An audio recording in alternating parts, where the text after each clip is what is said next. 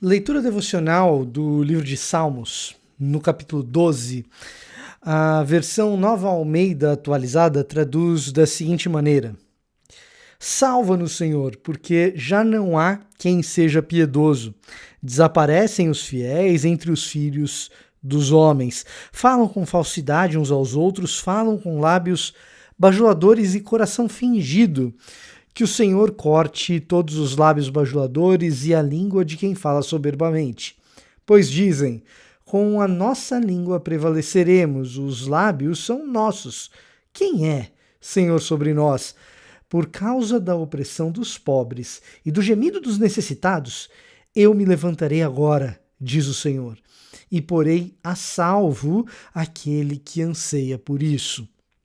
As palavras do Senhor são palavras puras, prata refinada em forno de barro, depurada 7 vezes. Sim, Senhor, tu nos guardarás, tu nos livrarás desta geração para sempre. Os perversos andam por toda parte, quando aquilo que não presta é exaltado entre os filhos dos homens. A primeira coisa que esse texto chama a minha atenção é a percepção, talvez um tanto implícita, mas que está ali, de que todos ao redor do salmista são imorais. Todos ao redor do salmista cometem as piores coisas. Todos ao redor do salmista invertem aquilo que é bom por aquilo que é mal. Se são todos, implicitamente isso inclui aqueles da casa de Israel. A verdade é que uma leitura detida nesse texto nos dará a impressão que ele fala enfaticamente sobre aqueles da casa de Israel. O texto bíblico ele é recheado de passagens em que, seja o salmista, seja outro tipo de autor, se vê num lugar em que ele é justo, mas todos os outros não são. No texto bíblico isso acontece com frequência. A nossa tentação, quando interpretamos esse texto no nosso tempo, é imaginar o seguinte, e eu quero como primeiro objetivo devocional desse estudo de hoje, colocar na sua mente o seguinte: não caia nessa tentação. A nossa tentação, ao ler isso nos dias de hoje, é imaginar que nós somos a igreja e o mundo que nos circunda celebra todo tipo de mal. É o mal que nos circunda como o mundo. Pois bem, o que esse texto parece evocar é a possibilidade do mal nos circundar mesmo dentro do povo de Deus. E então, como exercício devocional, eu queria retirar das suas costas um determinado peso, se houver, de pensar, será que eu estou sendo muito crítico com o que acontece dentro do ambiente do povo de Deus e na igreja? Muitas vezes a gente é. Muitas vezes essa culpa, ela tem razão de ser.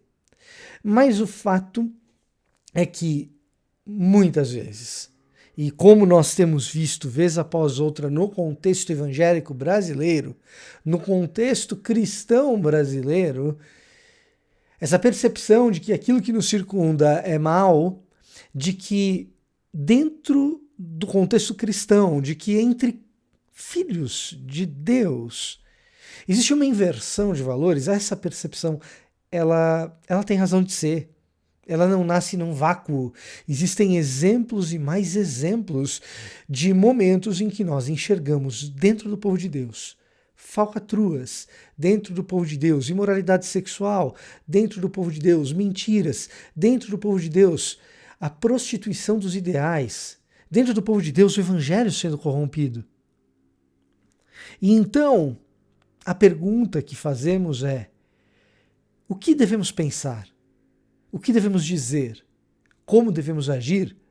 Uma vez que parece haver essa sensação de que todos ao redor inverteram aquilo que era correto e colocaram aquilo que era errado no seu lugar.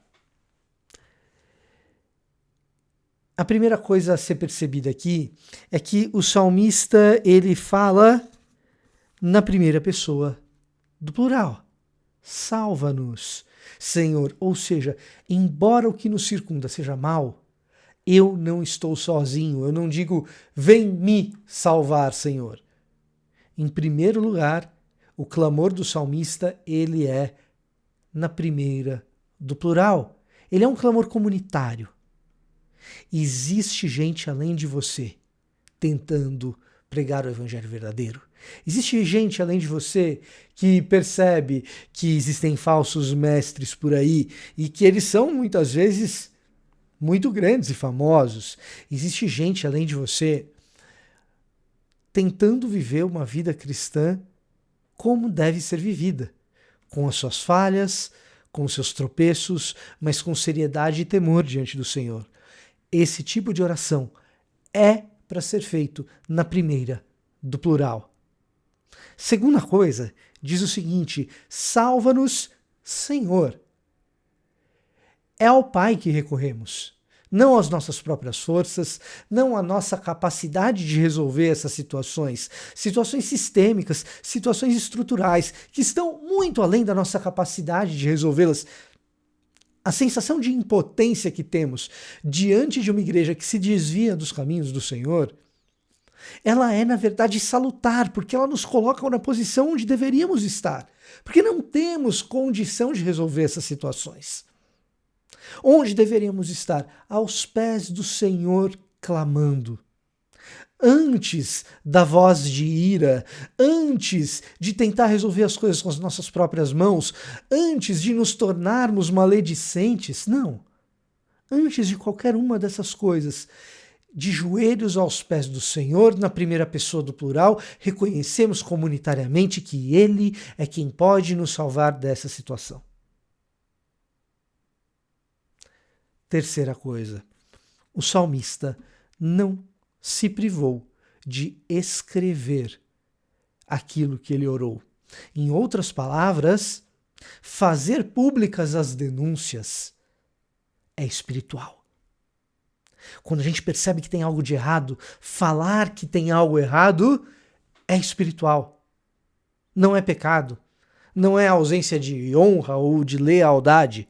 Pelo contrário, fazer público aquilo que toca o nosso coração, nos deixando indignado, é algo espiritual. Se começamos o nosso exercício reconhecendo que não somos donos da verdade e que não existe exército de eu sozinho. Somos nós. E diante do Senhor, porque é Ele quem resolve, a gente clama, a gente chora aos pés do Senhor e então fazemos pública a nossa indignação. Eu queria recordar a você que no primeiro século, quando Jesus apareceu, a sensação que se tinha é que pouquíssima gente de fato estava no barco certo. Quando ele é traído, então, percebe-se que aqueles mais próximos também representavam o mal. Sim, Jesus foi crucificado isolado e sozinho de seus discípulos, mas até mesmo na cruz, com dois malfeitores, ele encontra um que está no caminho. Existe um remanescente fiel. E nós fomos chamados para trabalhar como fiéis, seja num grupo muito grande de pessoas, seja como remanescentes.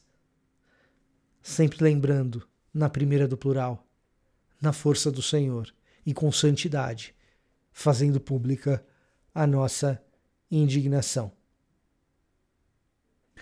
O estudo devocional que você acabou de aproveitar é fruto do esforço deste que vos fala, que faz o roteiro e que também grava e edita esses vídeos e áudios, mas é também fruto da contribuição generosa de pessoas que acreditam nesse projeto. Se você quer se juntar a esse esforço, existem algumas maneiras de você nos ajudar. A primeira delas, comprando Bíblias pelos links da Amazon que estão disponíveis na descrição desse vídeo. Também na descrição desse vídeo você encontra um link para fazer um Pix, caso você queira doar a esse canal. Esse era o meu recado e eu conto com a sua contribuição. Até o próximo estudo!